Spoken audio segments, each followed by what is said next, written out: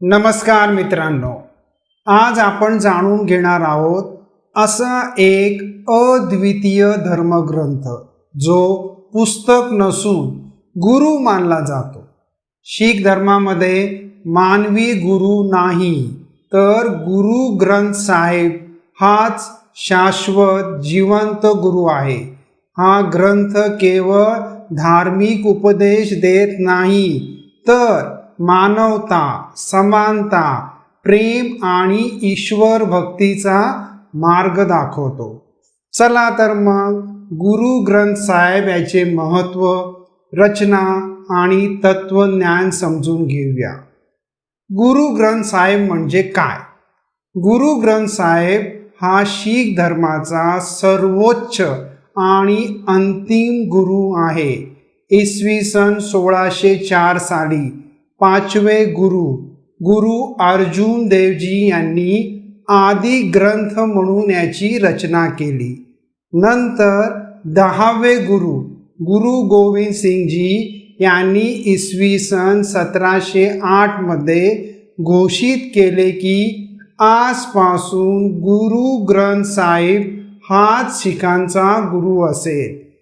जिवंत गुरु का म्हणतात?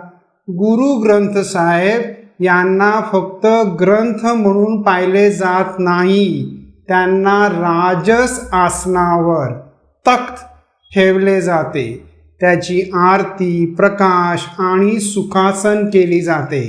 शीख लोक गुरु ग्रंथ साहिब याच्या समोर नतमस्तक होतात कारण ते दैवी ज्ञानाचे सजीव स्वरूप मानले जाते। गुरु ग्रंथ साहिब याची रचना आपण पाहूया। गुरु ग्रंथ साहिब मध्ये एकूण 1430 अंग म्हणजे पृष्ठे आहेत। यामध्ये केवळ शीख गुरूंचेच नाही तर भक्त कबीर, नामदेव, रविदास, शेख फरीद यासारख्या संतांचेही अभंग आणि शब्द आहेत। यामधून एक सुंदर संदेश मिळतो। ईश्वर भक्तीला जात, धर्म, भाषा किंवा देशाची सीमा नाही। आपण याचे मुख्य तत्वज्ञान बघूया। गुरु ग्रंथ साहिब 3 प्रमुख संदेश देतो। पहिला, एक ओंकार, ईश्वर एकच आहे। दुसरं, नाम स्मरण, ईश्वराचे स्मरण करा। तिसरा, कीरत करो, वड्डे छको, प्रामाणिक श्रम करा आणि वाटून खा।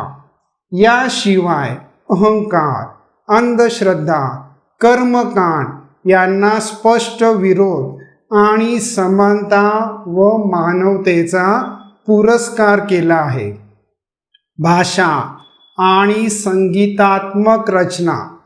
गुरु ग्रंथ साहिब मध्ये गुरुमुखी लिपी वापरली आहे आणि शब्द 31 रागामध्ये रचलेले आहेत।